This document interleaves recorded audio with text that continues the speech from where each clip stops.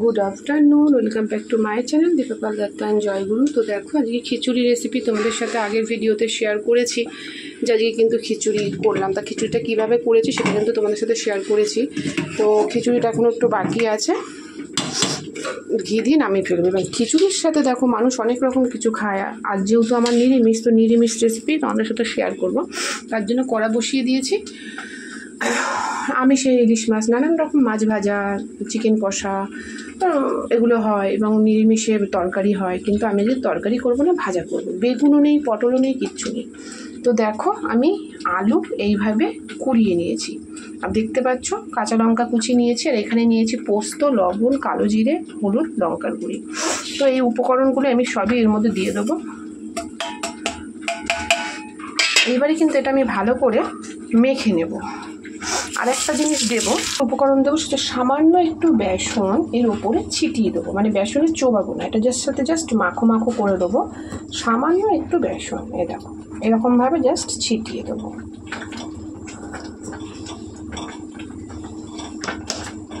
তো এটাকে ভালো করে এবার মেখে নেব, যাতে আঠা আঠা হয়। বেসনের মধ্যে চুবিয়ে কিচ্ছু করবো না, যাতে আমার তেলে দিতে সুবিধে হয়। তো চলো মেখে নিই। তো বন্ধু দেখো কড়াতে তেল দিয়ে দিয়েছি, আর এটাও কিন্তু দেখো কত সুন্দর মাখা হয়ে গেছে। আলু পুরো বোঝা যাচ্ছে, আর মনেই হচ্ছে না যে বেসন দিয়েছি। আর এটা খেতে খুব ভালো লাগবে। এর ওপর দিয়ে আমি একটু পোস্ত ছিটিয়ে দেবো, তাহলে ওপরে ভাসবে, মচমচে হবে পোস্ত আলুর বড়া। বন্ধু এখন সব ভাজবো না, কারণ তোমাদের দাদাভাই কখন আসবে কোনো ঠিক নেই। ছেলেকে খেতে দেবো, তো ছেলের জন্য ভেজে নেব। আমি বেশি বড় বড় করবো না, তোমরা যেরকম সাইজ খেতে চাও তোমরা কিন্তু সেরকম সাইজ করতে পারো। আমি ছোট ছোট করবো, দেখতে ভালো লাগে আর বেশ সুবিধেও হবে।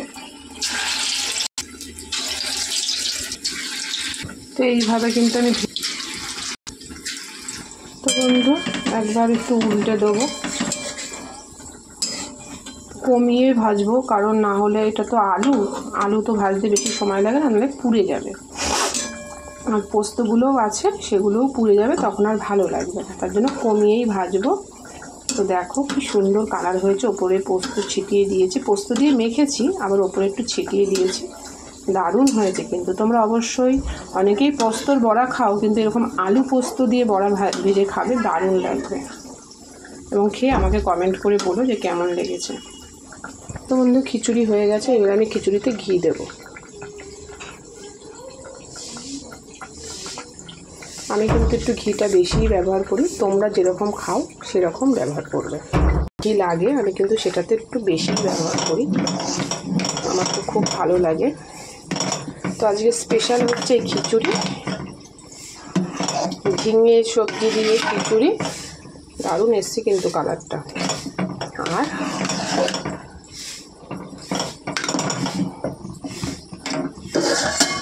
আর হচ্ছে আলু পোস্ত বড়া। পুজো দেওয়া হয়েছে আমটা দেখতে কি সুন্দর। তো দেখো বড়াগুলো কি সুন্দর লাল হয়েছে, কিন্তু নরম, মানে সবাই খেতে পারবে, বুঝেছো কত সুন্দর সফট। তো তোমরা কিন্তু অবশ্যই করে খেও। ছেলেকে এবার খেতে দেবো, বেলা হয়ে গেছে।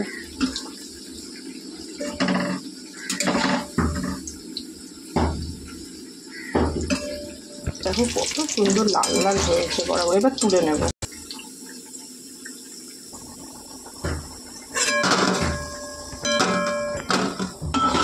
বড়া সব এখনো ভাজিনি, কত সুন্দর বড়াগুলো হয়েছে। একটা তোমাদেরকে ভেঙে দেখাই, ভাঙা যাচ্ছে না। একটু দেখো পোস্তগুলো কি সুন্দর ভেসে ভেসে রয়েছে, দারুণ দারুণ। তোমরা অবশ্যই কিন্তু একটু ট্রাই করো, দেখো দারুণ।